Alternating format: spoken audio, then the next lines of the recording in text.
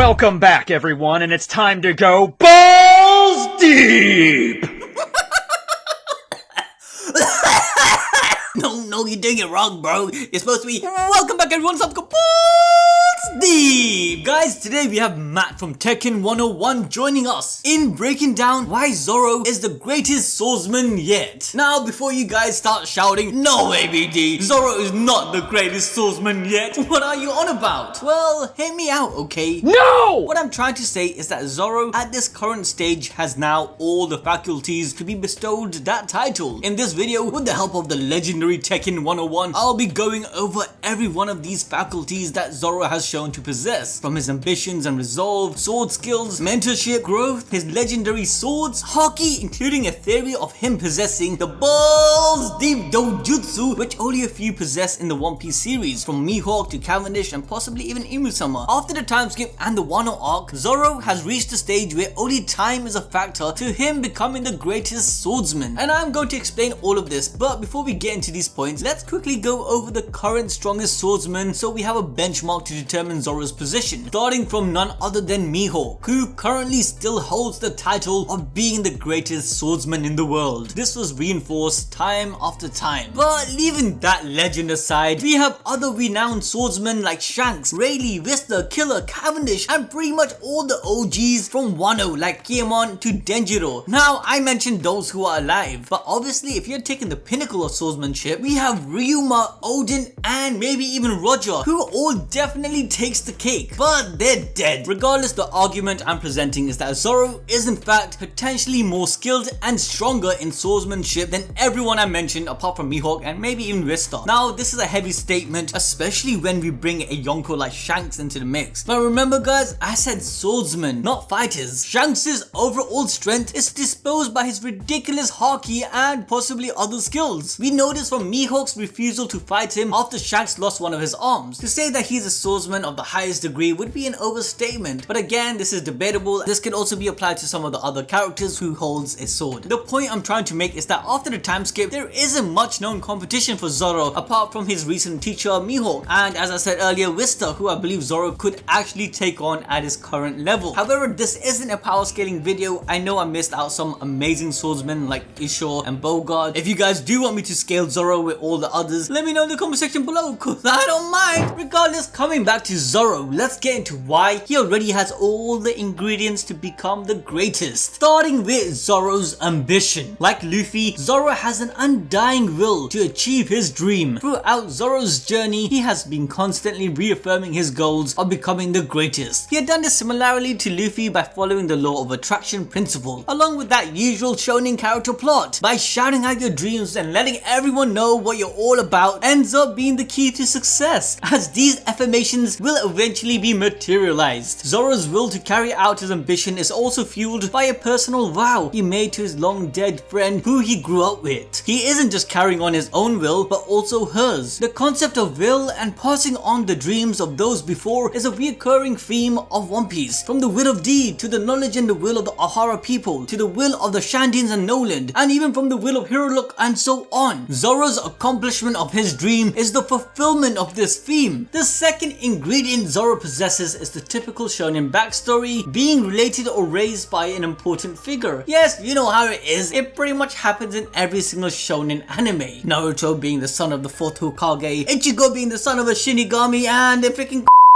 oh shit, I'm spoiling it. But the point I'm trying to make is that a character's backstory and heritage pretty much says a lot. Even within the Straw Hats, I would say a majority of the crew has this going for them. Oda does a brilliant job of depicting why each of these individuals are the way they are. For instance, Luffy is a son of the notorious Monkey D. Dragon, grandson to the legendary marine Monkey D. Garp, sworn brother to the son of the Lost Pirate King. But leaving aside his relations, Luffy was also influenced by Shanks, who was once in the Pirate King's crew and also later became a Yonko. Luffy had so many other momentous pushes to his life that made him who he is. And let's not forget, as a child, he had already gone through a training arc. When we come to the other characters, like Robin for instance, she's from Ohara, trained in reading ancient languages, and she's the last of her kind. Frankie trained in building ships by the best shipwright Tom. Chopper trained in medicine by 2 amazing doctors from an island which is said to have the best doctors. Sanji, well, apart from being, kind of a test tube baby, genetic engineering schooling and stuff. Sanji is a prince and the son of Windsmoke Judge, who's the king of the German kingdom, the supreme commander of Germa 66. You guys get where I'm going with this, right? Even Nami's birth parents are yet to be revealed. It's not far-fetched that her talent is also hereditary. Every one of these guys' backstory and past literally shouts potential greatness. So likewise, when we come to Zoro, he was trained by the master swordsman Koshiro, the son of the legendary swordsmith Shimotsuki Saburo, who ran away from his birthland Wano, which is the land of the samurais.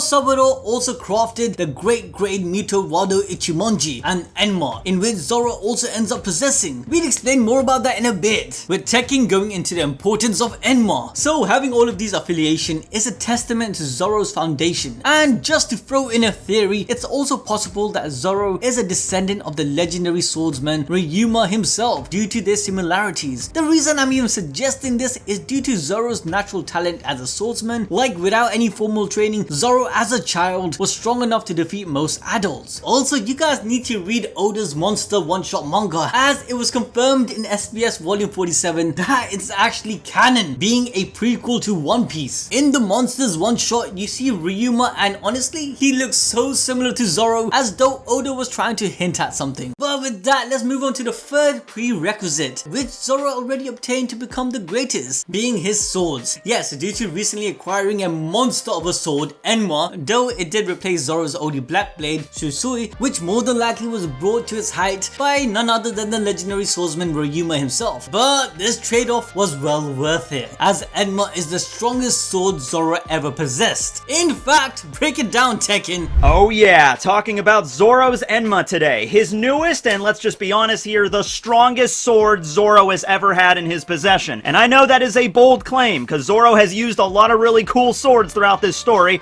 but allow me to explain. It is an Owazamono grade, so the same rank as Ryuma's Shusui and Zoro's Wado Ichimonji. However, Enma possesses a very unique ability that literally no other sword in the entirety of One Piece has shown to have, alright? Even other really strong swords like Mihawk's Yoru, or Whitebeard's Murakumo Giri, or even Shanks's Griffin. No, Enma is unique in that it has an ability to literally suck the armament haki out of its user, forcing it into Kokuto status, alright? Very unusual. It's sort of like the sword has a mind of its own to really absorb the haki out of the user, kind of giving me Bleach vibes a little bit, to be honest with you. It seems like Oda, whenever he gives Zoro a new sword, he has to give him some sort of hurdle to overcome in order to truly master it. When he got the Sandai Katetsu, that was of course a cursed blade, and Zoro mentioned that, you know, it cut things that he didn't want it to cut, so he sort of had to like rein it in as like the problem child of his sword. And then later on, when he got Ryuma's Shusui at Thriller Bark, he mentioned it was a lot heavier than his previous Yubashiri, so therefore he had to kind of like go through some difficulty in order to master it that way, in order to handle it properly. Enma though adds a whole new dimension to this, because he can't even hold the thing without an intense amount of focus, because literally as soon as you pick this thing up, it sucks you dry of your haki.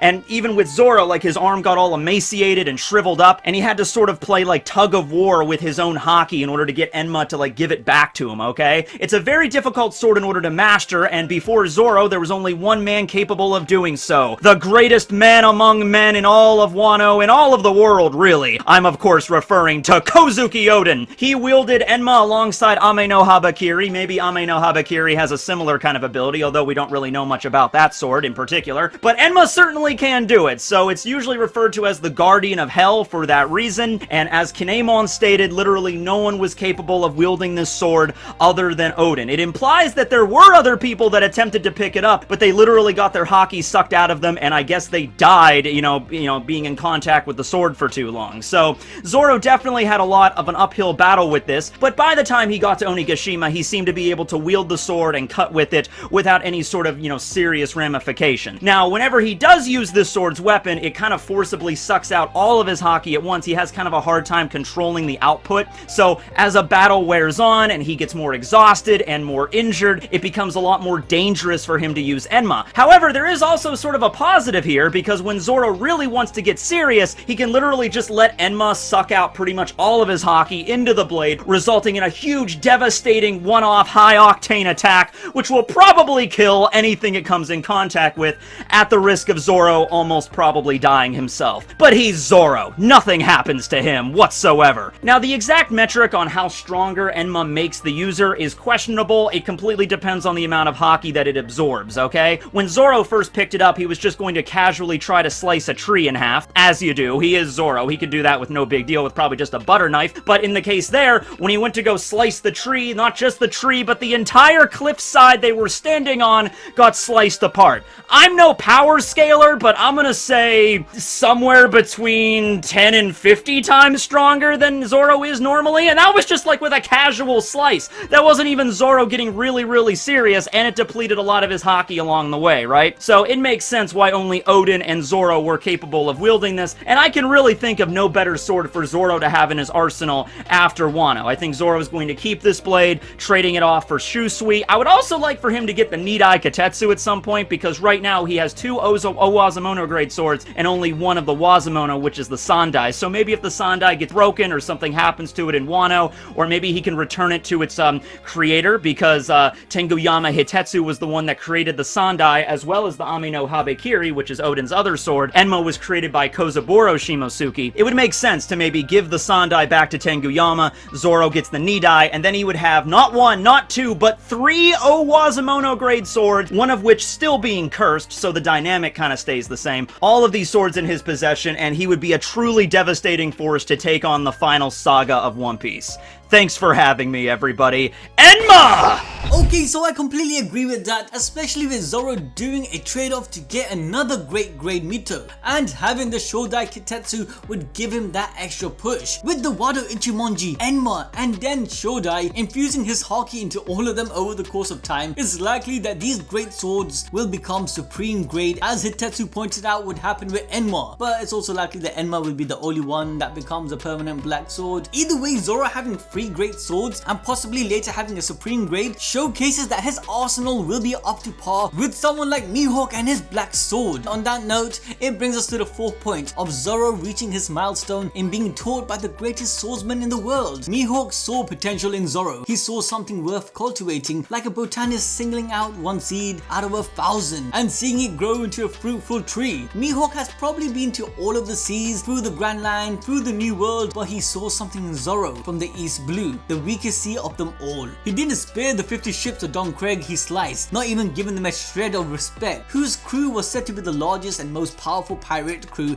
in the whole of East Blue. However, he chose to fight Zoro 1v1, and after seeing something special in him, he decided to take out his black sword Yoru. Though Zoro was league away from this man, Mihawk showed respect and even asked his name to remember him. Not only this, but when Zoro was thrown onto Mihawk's island by Kuma after the events of Shabodi, Mihawk ended up choosing to train Zoro, although at first declining the offer since he believed Zoro couldn't even beat the human drill monkeys of the island. Mihawk eventually caved in to the request after learning that Zoro had in fact already disposed of those monkeys who actually imitated Mihawk's own sword style over these years. And let's be honest, he was also extremely bored due to not having any challenge. Ever since Shanks had come back from East Blue with an arm short, Mihawk had no one who could really be his match. Being a man who most likely thrives at the thrill of battle and challenge, he had nothing to do and nothing to look for. That is why he spared Zoro and laughed at the notion of training someone just so they can take his seat one day. Additionally, Mihawk also realized that Zoro wasn't asking to be trained by him for the sake of his selfish dream. It was so that Luffy can become the Pirate King and protect his friends in the privileged new world that they were about to venture into. This shows Zoro's will and strength, which derives on his belief and trust in themselves. And in a way, that's also what Haki is. Zoro has shown us time and time again how far he will go to protect his crewmates and make sure his friends' dreams can come true before his own. And to be fair, we only have to look at one moment to signify this. The nothing happened scene. Zoro and the rest of the Straw Hats were fatigued from the fight with the Warlord Moria. Luffy was unconscious and Zoro was heavily injured. But then the Warlord Kuma emerges, being ordered by the world government to take care of the Straw Hats for their involvement at Enies lobby, and also just being notorious pirates in general. Zoro then takes it as his duty to face off against Kuma, but he knows there is only defeat if he fights him. Kuma offers to let Zoro take on all of Luffy's pain as a way to show him that Luffy is worthy enough to be left alive.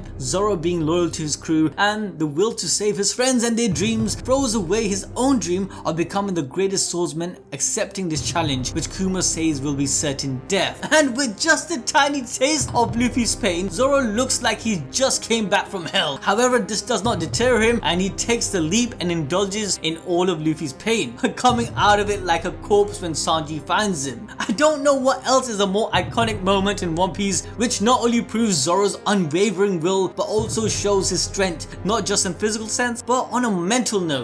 With this kind of will, no wonder Mihawk saw something special in Zoro, as will can translate to someone's strength in the One Piece world. With the new world, it's all about whose Haki is stronger in fights. Speaking about Haki, let's briefly go over Zoro's use of it, which is the next testament to him becoming the greatest. Zoro can currently use all three of the Haki colors, the color of arms, the color of observation, and as confirmed in chapter 1010, the color of the Supreme King or Conqueror's Haki. Zoro can coat his arms and his sword with Armament Haki. He learned to do this from the best man possible, Mihawk. This amplifies his attacks so much that after the time skip, Zoro defeated the same Pacifista, which it took Zoro, Sanji and Luffy all three together to barely defeat one before the time skip. Zoro's mastery of Haki, and especially Armament Haki, is so strong that he can even wield the blade Enma, which literally sucks the Armament Haki out of people and kills them. Zoro also has a pretty big mastery over observation Haki, as we saw with his fight against Monet or Pika. However, it isn't confirmed whether he can use advanced observation, which would allow him to see into the future for a small amount of time, which actually brings us to the theory of Zoro possessing the Balls Deep Doujutsu, which basically is Zoro opening his left eye to reveal its similarities to Mihawk's. Now, this eye is in fact very special, as according to the theory, it suggests that Mihawk used his eyes to foresee and project thoughts and insight of attacks that has yet to happen. We see this when Luffy clashes with Mihawk during Marineford. In an effort to warn Luffy, Mihawk used the power of Balls Deep Doujutsu to give him some insight of what would happen if Luffy continued to confront Mihawk with his attack. There is a lot more to this, as it's likely that the user's observation Haki is imbued into one point of the body, in this case being the eyes, increasing its effect. There are many other signs to this, but again, it's a theory which we will be going much deeper into on another video. If you guys want us to cover it sooner than later, then you guys know what to do. Smash that like button and get this video over 10,000 likes.